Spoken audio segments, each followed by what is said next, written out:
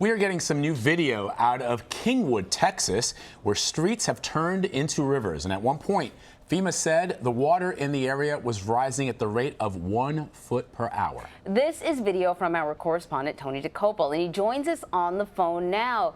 Tony, we understand that you're now in LaPorte, Texas. What's it like there?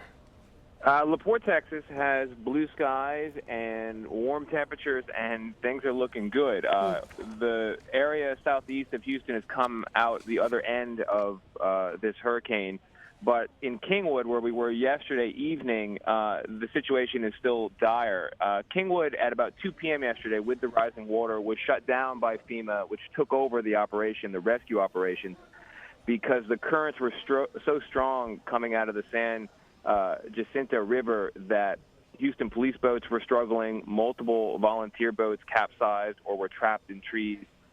And the reason we got in is because the group we were in happened to have one of the bigger boats, a 200 horsepower Yamaha. So the state police essentially commandeered it. We were at the fire marshal's office and they said, "You've got a big boat, come with us." We drove to Lake Houston, and just to get into Kingwood, we had to cross a very, very rough Lake Houston, which was a good 12 or 15 feet above its normal level because the bridge had zero clearance when normally boats go underneath of it.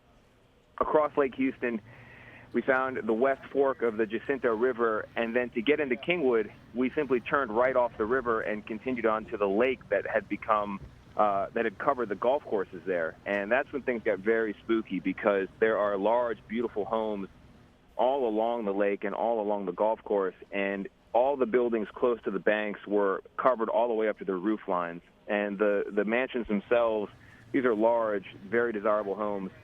They all had at least the water at least halfway up the wall through the living rooms, and doors were being swung open by the current. Garage doors were torn open. People's belongings just drifting out into the flow. And there were lots of locations with white flags, white sheets, but they were mostly empty by the time we got there. The Coast Guard was flying helicopter missions overhead. We had two addresses in particular that hadn't been verified as cleared, and so we headed to them. And along the way, the water kept getting higher and higher, so high that from our vantage point in a boat, we were eye to eye with power lines. Street signs were almost completely submerged. And this is an area that on a normal business day is one of the most beautiful and desirable in all of Houston. It's all new commercial thoroughfare, big, beautiful apartments, big, beautiful homes. And that everyday environment was turned into a complete hellscape of water. And the other spooky thing was there was a tang in the air. The water treatment plant in that area was also flooded, and there were big jugs floating around, some of them overturned, and the contents of which no one knew. And there was an added level of fear seeing that because in nearby Crosby, a chemical plant had been shut down, and the area evacuated as a precaution because chemicals that are not supposed to mix are getting churned up in the swirl of the water. So there was a bit of urgency as our mission shifted from checking those two addresses, which were empty, to just surveying the area and making sure that there were no stragglers left because it was a very dire situation. And so, Tony, where are the folks who have been rescued from these homes or who left voluntarily on their own volition? Where are they being housed right now? Well, so the Houston Convention Center is at double the anticipated capacity. There's about 10,000 people there. FEMA is saying 17,000 in shelters just within the direct Houston metro area. The wider metro area has people going as far east as Winnie, Texas. In fact, we have another a team there in Winnie. They got trapped, unable to get into Houston, and some people evacuated from Baytown, which is in the southeast part of Houston, which was hard hit. They were moved into the Winnie area, and in fact, the storm moved east, and we heard just last night and into this morning, they're getting out in knee-high water again. It's like they couldn't escape the nightmare that they were running from here in the Houston area. And the situation, like I said, in LaPorte, where I am, is bright and improving.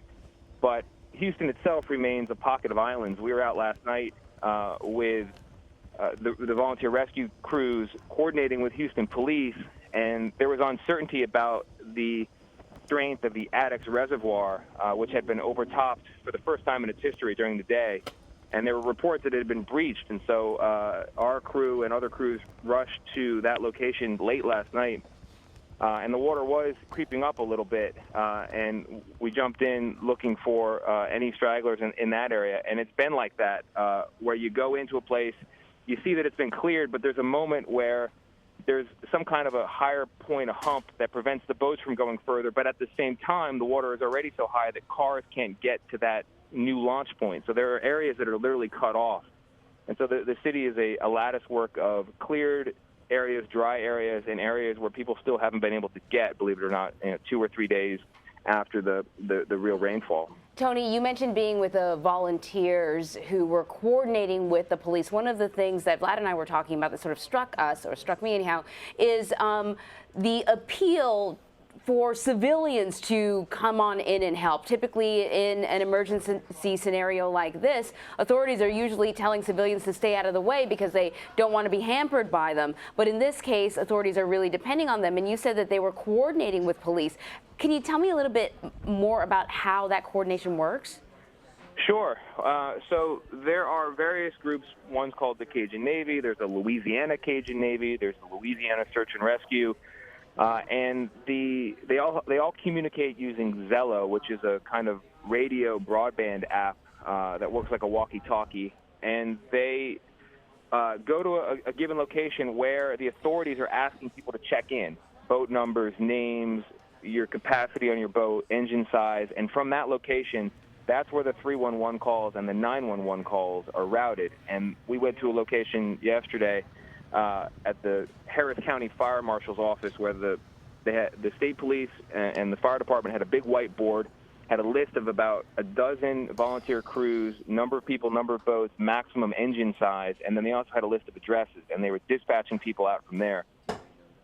So, that was frustrating, in fact, for some of the volunteers, because when they got in on Monday night, they just want to go into the water. They've driven hours and they're ready to go.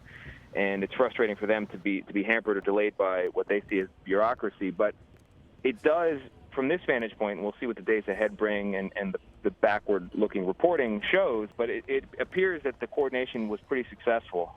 Big boats got to where only big boats could go. Little boats got to where only little boats could go.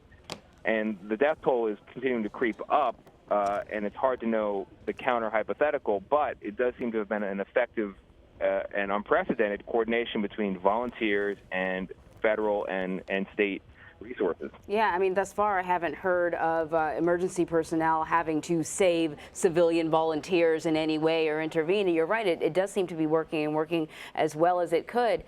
Tony DuKoupil, thank you so much for shooting this incredible video and bringing us up to speed and telling us what things are looking like where you are. Please stay safe. We look forward to seeing you back here in New York. All right, thanks, guys.